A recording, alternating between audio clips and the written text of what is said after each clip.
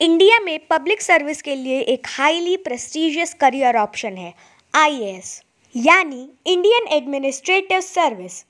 IAS officers government की executive branch में permanent bureaucracy के रूप में काम करते हैं।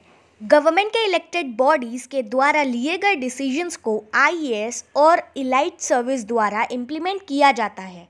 अब क्योंकि आईएएस ऑफिसर्स बहुत सारी रिस्पॉन्सिबिलिटीज़ हैंडल करते हैं तो उन्हें गवर्नमेंट द्वारा बहुत सारी पावर्स और प्रिविलेजेस भी दी जाती हैं। तो हेलो एवरीवन, आप देख रहे हैं आयशा मिश्रा लर्निंग्स और इस वीडियो में हम जानेंगे एक आईएएस ऑफिसर की पावर्स और ड्यूटीज़ के बारे में। तो आईएएस एक ऑल इंडिया सर्विस है और ऑल इंडिया सर्विस में 3 सर्विसेज आती हैं। आईएएस यानी Indian administrative service, IPS Indian police service और आईएफएस यानी इंडियन फॉरेस्ट सर्विस। तो ऑल इंडिया सर्विस के officers government of India, central government और स्टेट गवर्नमेंट दोनों में सर्व करते हैं। तो एक आईएएस ऑफिसर पहले आईसीएस के नाम से जाना जाता था यानी इंडियन सिविल सर्विस, जिसका गठन 1858 में हुआ था यानी आज से 62 साल पहले, जब इंग्लैंड इंडिया पे रूल करता था। फिर 26 जनवरी 1950 को इंडिया का कॉन्स्टिट्यूशन लागू करते वक्त ही आईसीएस का नाम बदलकर आईएएस रख दिया गया यानी इंडियन एडमिनिस्ट्रेटिव सर्विस। तो इंडियन गवर्नमेंट, जिसके बारे में हमें पहले ही पता है, उसके 3 ऑर्गन्स होते हैं, लेजिस्लेटिव, जुडिशियल और एग्जीक्यूटिव। तो लेजिस्लेटिव वो होते हैं जो लॉ बनाते हैं, जैसे कि एमपीज, एमएलएस एटसेट्रा। और जुडिशियल में वो आते हैं जो लॉ चेक करते हैं, यानी सुप्रीम कोर्ट, हाई कोर्ट, जजेस एटसेट्रा। और एग्जीक्यूटिव में वो होते हैं जो उस लॉ को ग्राउंड लेवल पर लागू करते हैं, यानी मिनिस्टर्स। फॉर एग्जाम्पल, अगर हम बात करें गवर्नमेंट की कुछ पॉलिसीज़ की, तो उजाला, डिजिटल इंडिया, रोड सेफ्टी और एटसेट्रा।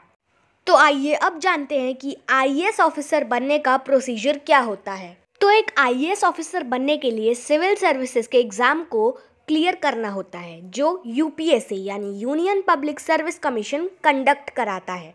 ये इंडिया के मोस्ट टफेस्ट एग्ज़ाम में से एक है।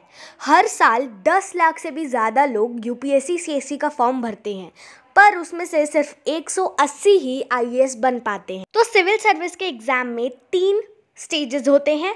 पहला प्रीलिम्स, एमसीक्यू टेस्ट, फिर आता है मेंस, रिटन टेस्ट और फिर इंटरव्यू। तो अगर आपको इन तीनों चीज़ों के बारे में और डीपली जानना है तो आप मेरे चैनल पे मेरी वीडियो देख सकते हैं।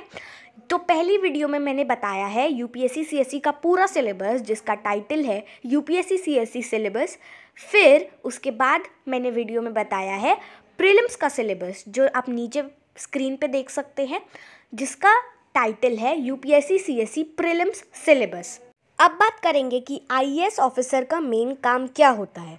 तो आईएएस ऑफिसर के बहुत से काम होते हैं और वो डिपेंड होते हैं उनकी पोस्टिंग और डिपार्टमेंट के ऊपर।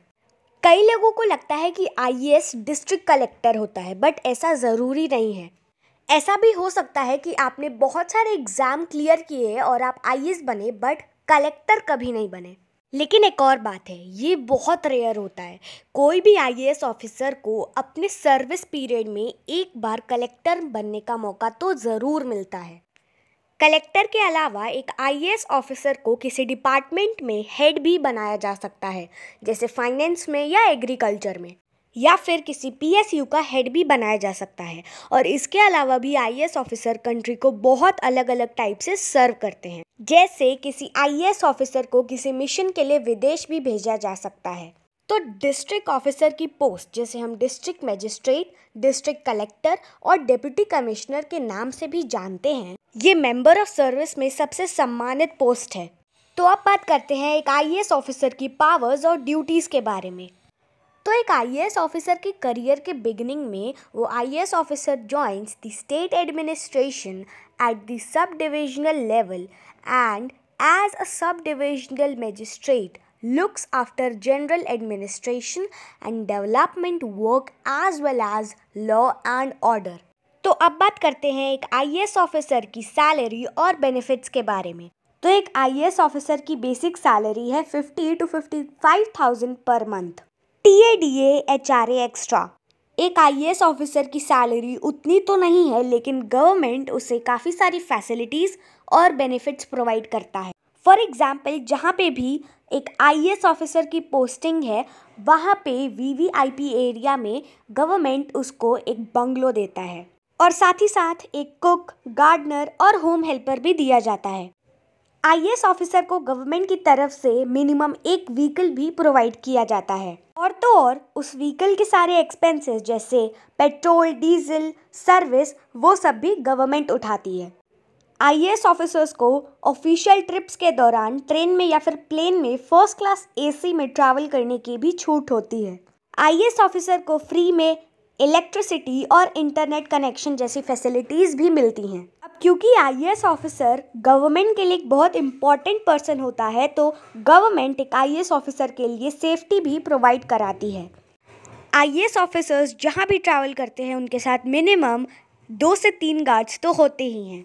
एक आईएएस ऑफिसर और उसकी फैमिली के लिए मेडिकल सर्विसेज भी फ्री होती हैं। अगर बात करें एक आईएएस ऑफिसर की लाइफ की, तो जिस भी फील्ड में वो आईएएस ऑफिसर पोस्टेड है उसका टिपिकल डे सुबह 9 बजे से शुरू हो जाता है, जिसके बाद डेली रिपोर्ट्स को एनालाइज करना, डिपार्टमेंट और डिस्ट्रिक्ट को सुपरवाइज करना, अलग अलग एरियाज़ में विजिट करके उनकी डेवलपमेंट एक्टिविटी को रिव्यू करना और एटसेट्रा।